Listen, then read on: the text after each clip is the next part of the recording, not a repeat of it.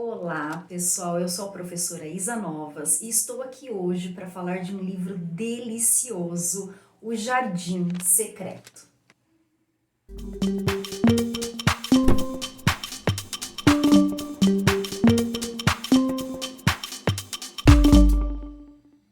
Esse livro foi escrito pela Frances Hudson Burnett, uma inglesa, em 1911. Ele é considerado um grande clássico da literatura juvenil. É um livro maravilhoso que contém uma moral muito importante e traz muitos ensinamentos. Porém, apesar de tudo isso, porque o livro realmente é muito bom e eu vou aqui no vídeo falar bem do livro, há alguns trechos que demonstram certo preconceito e racismo. Sim, pois é. E quando eu fiz a leitura desse livro, apesar de ser um clássico da literatura juvenil, eu não li esse livro na minha juventude, tá? Eu li bem depois. E esses trechos me causaram um grande incômodo. Bom, mas a gente precisa pensar o seguinte, o livro ele foi publicado há mais de 100 anos, lá na Inglaterra, né? E se ele causa esse estranhamento hoje, né? Causa esse incômodo hoje, alguns trechos, tá, gente? Alguns pequenos e poucos trechos, eu quero deixar isso muito bem claro. O livro não é isso. Tá? O livro vai muito além disso, são pequenos trechos que contêm esse preconceito e esse racismo. Porém, como eu estava falando, é um livro que foi publicado há mais de 100 anos, é bom que hoje, ao ler esse livro, esse estranhamento, esse incômodo surja, tá? Isso mostra que a nossa sociedade evoluiu bastante. Vamos agora então partir para a história do livro e vocês vão poder ver que é um livro que tem um ensinamento muito bonito.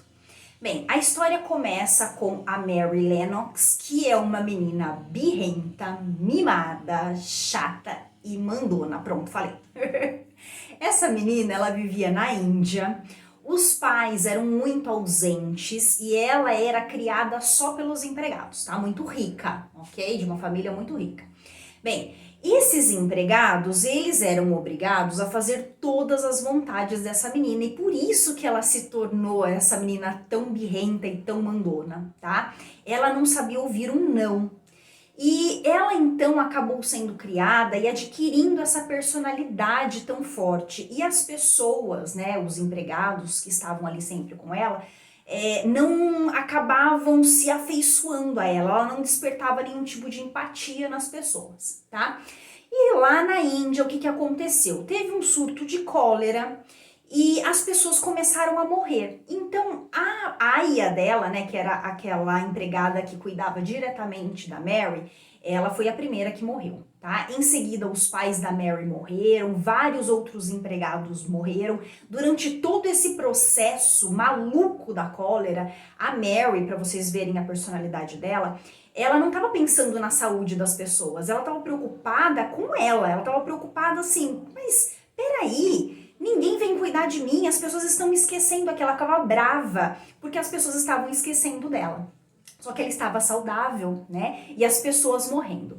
Bem, as pessoas mais próximas, a Aya, os pais morreram, vários empregados da casa também morreram, e aqueles que sobraram, o que eles fizeram? Eles fugiram com medo, e a Mary ficou sozinha e abandonada naquela mansão. A Mary, então, órfã, ela foi primeiro para a casa de um pastor, esse pastor tinha alguns filhos, e ela, claro, arrumou encrenca com aquelas crianças, né? Ela não se dava bem com ninguém. Depois ela foi para o seu único tutor legal. Quem era esse tutor? Era o tio dela, e esse tio morava na Inglaterra. Então a Mary foi obrigada a sair da Índia e ir para a Inglaterra. Ela fez esse processo junto com a senhora Medlock, que é uma empregada, uma governanta do tio, né, da casa do tio. Esse tio, gente, é muito rico, né? Ela então começou a fazer perguntas para a senhora Medlock, ficou sabendo alguns detalhes, né? Esse tio morava numa mansão, uma mansão com mais de 100 quartos, cheinha de regras, tá? Ela não podia bisbilhotar os lugares, não podia ficar andando pela casa. A senhora Medlock falou que o tio era viúvo, que ele era um homem muito fechado, que não gostava de conversar com ninguém, tá? E que a Mary deveria respeitar as regras da casa. Lá na casa, nessa mansão, chegando lá, ela conheceu uma outra empregada, a Marta. E essa empregada, Marta, respondia para a governanta, a senhora Medlock. A Marta era uma moça pobre, mais jovem, tá? Que a senhora Medlock. Ela era uma moça muito pobre e tinha uma mãe muito legal, tá? E um irmão também, né? O irmão Deacon, que depois a Mary vai fazer amizade com ele. Eu vou falar um pouquinho mais do Deacon depois. O Deacon, gente, era um menino super alegre, tinha muito contato com a natureza, ele era íntimo dos animais, ele fazia amizade com os animais, tá? E fazia muita amizade com as pessoas. Ele era o contrário da Mary. Enquanto a Mary, todos queriam se afastar dela, o Deacon, ele despertava a empatia nas pessoas e a amizade nas pessoas, tá? E aqui a gente tem um ponto muito importante que eu preciso parar a história para falar um pouquinho. O livro trata muito sobre a riqueza e a pobreza, né? E o livro coloca aquelas personagens que são as personagens mais ricas, por exemplo, como mais frias, egoístas. E a gente tem como exemplo aqui a Mary e a família dela e o próprio tio, tá? E do lado da pobreza, a gente tem pessoas que despertam empatia, são pessoas que são mais companheiras, que lutam pelo outro, que amam as outras pessoas. E a gente tem desse lado aqui da pobreza, a Marta, a própria Marta, a empregada, o irmão da Marta, o Deacon, a mãe da Marta e do Deacon e toda a família. Tá bom? Então a gente tem esse contraponto entre riqueza e pobreza aqui no livro. Bem, quem quer ler o livro e não quer ter spoiler, eu recomendo que feche o vídeo agora, porque a partir de agora eu vou falar de vários detalhes do livro até o final, tá bom? Fica comigo aqui. Quem não se importa, né, quem já leu o livro, por exemplo, e tá querendo ouvir uma opinião, né, uma análise da obra, e quem quer ler o livro, mas não se importa em começar a leitura de um livro sabendo o final da história, tá? Ficou aqui comigo? Então vamos lá, vamos para a história. Eu vou falar agora do Jardim Secreto, do tal Jardim Secreto, que aliás é o que dá nome ao livro, né?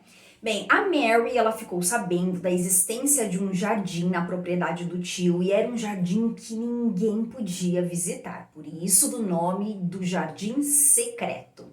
Ela ficou sabendo que esse jardim era da falecida esposa do tio, que havia morrido já há 10 anos, tá? Só que a Mary, muito curiosa, não sabia ouvir não, claro que ela foi procurar o tal jardim. E nessa procura, ela acabou conhecendo um jardineiro, fez amizade com esse jardineiro e ela também conheceu, pasmem, um passarinho. E esse passarinho ele é importante na história porque foi o passarinho que se afeiçoou a Mary e mostrou para Mary onde estava a entrada do tal jardim. E aqui eu preciso fazer mais um parênteses que é muito importante para o entendimento da obra. Porque a Mary, nesse momento, ela está fazendo amizade com pessoas. A Mary nunca fez amizade com ninguém, ela nunca se afeiçoou a ninguém. E nesse momento, ela está aprendendo a gostar das pessoas. Então, ela gosta agora, nesse momento, da empregada, Marta, do jardineiro e também do passarinho. Então, aqui a gente começa a observar, nesse ponto da história, a transformação dessa menina chata e birrenta numa pessoa melhor. Finalmente, a Mary entra no jardim. Quando ela olha para aquele jardim, ela acha que tá tudo morto ali. Ela não enxerga vida naquele jardim. Daí, então, ela conhece o Deacon, que é o irmão da Marta, e eles juntos começam a trabalhar no jardim todos os dias, tá? E o tempo vai passando, o livro mostra essa passagem do tempo, e com a passagem do tempo, a amizade entre os dois, da Mary e do Deacon, se fortalece.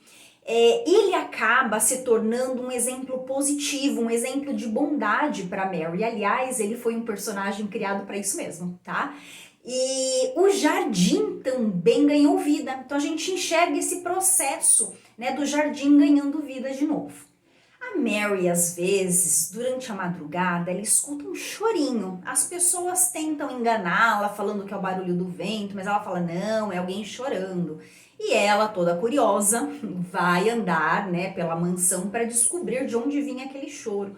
E não é que ela abre uma porta e descobre um quarto, e nesse quarto quem estava? O Colin, que também é uma personagem muito, muito importante para a história. Quem que é o Colin? O Colin é o filho do tio da Mary, portanto, primo da Mary. Olha só, eles viviam já alguns meses na mesma casa, só que o Colin não sabia da existência da Mary e a Mary não sabia da existência do Colin. Pois é, olha que coisa estranha, né?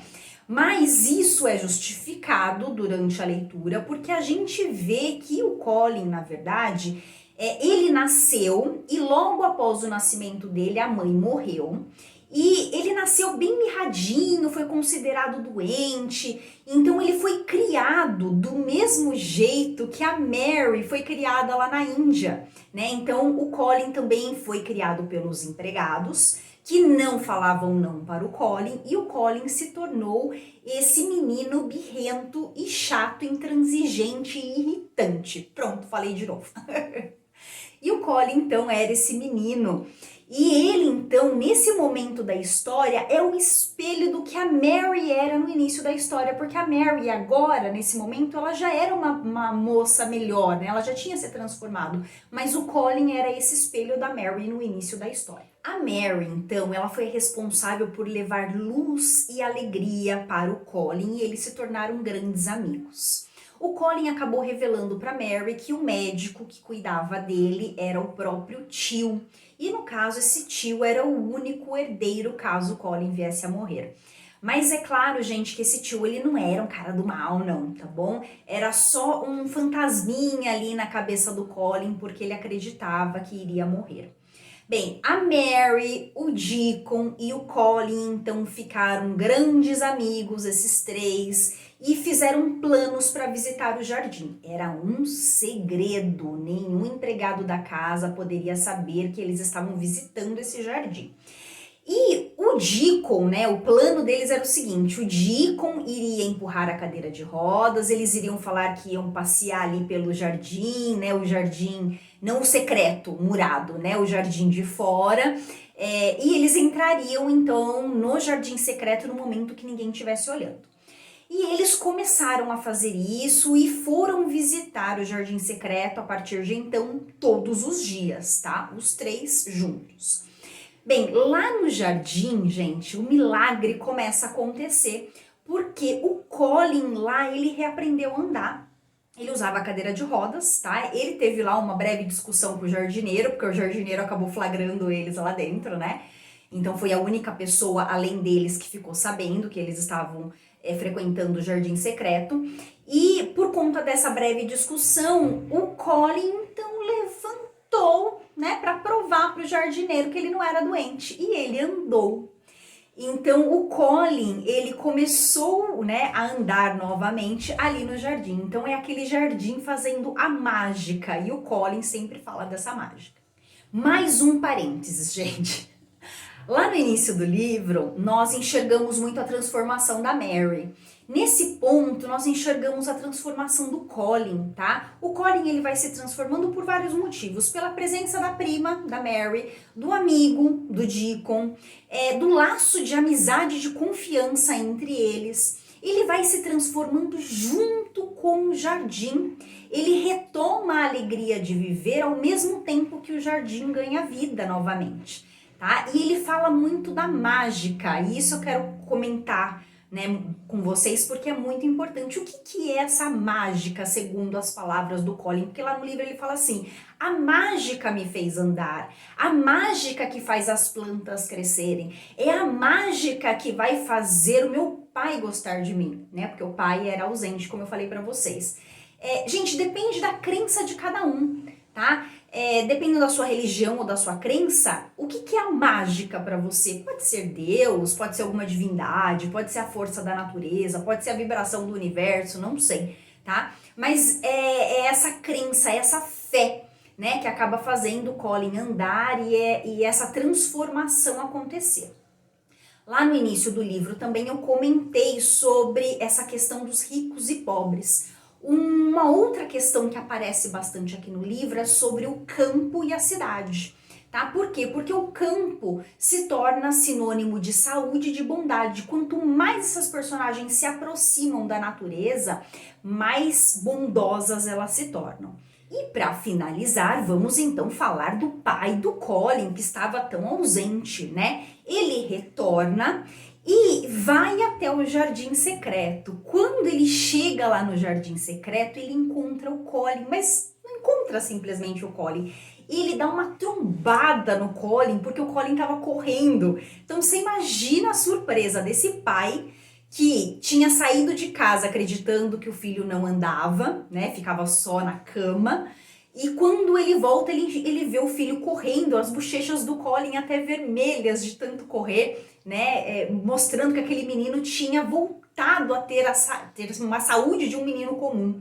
E isso, gente, desperta nesse pai a sua revelação de ver que ele falhou como pai. Então ele enxerga que ele realmente foi um pai ausente, que ele errou, que tudo isso aconteceu por conta do sofrimento dele por perder a esposa, né? Por que ele sofria tanto? Porque o Colin era muito parecido com a mãe. Então quando ele olhava para o Colin, ele enxergava a esposa morta, tá? Só que a partir daquele momento, vendo a transformação do filho, vendo aquele jardim maravilhoso todo cheio de vida, ele prometeu que ele ficaria presente na vida do filho. E para terminar, mais uma personagem se transforma, né, gente? Que é o pai, esse homem que vivia amargurado já há 10 anos, ele vivia aquele luto, né, há 10 anos. Ele deixou que a mágica também fizesse o seu papel. E ele se tornou então um homem bondoso, um homem carinhoso e feliz, e ele conseguiu voltar a sorrir. Então esse livro ele fala muito sobre a transformação do ser humano e o quanto o ser humano é capaz de se transformar quando quer, né? Então é isso, espero que vocês tenham gostado, vale a pena a leitura. Grande beijo para todos, tchau, tchau e até o próximo vídeo.